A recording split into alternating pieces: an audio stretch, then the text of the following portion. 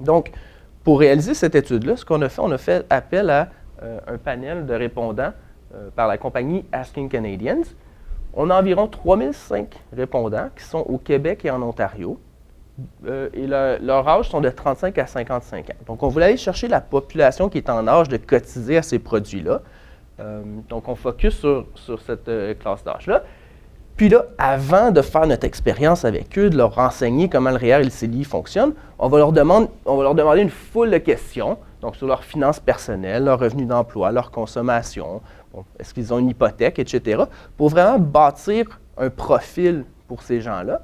Puis en même temps, pour nous, plus tard, calculer quel serait effectivement le choix optimal entre le REER et le CELI. Étant donné le revenu d'emploi que vous nous avez donné, votre situation familiale, etc., on est capable d'aller calculer les taux marginaux d'imposition implicites à ces gens-là.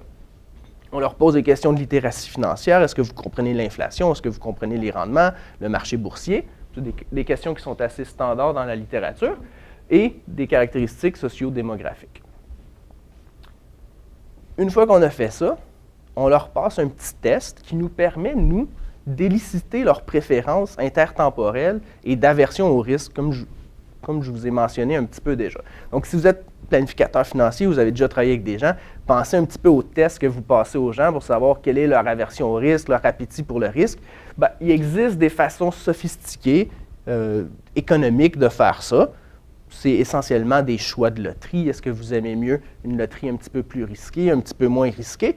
En posant suffisamment de questions aux gens, aimez-vous mieux de l'argent aujourd'hui, demain, on est capable d'aller cerner leurs préférences pour le risque et leurs préférences intertemporelles. Puis au final, on va utiliser ça dans notre analyse pour complémenter toutes ces informations-là socio-démographiques qu'on a récoltées sur eux.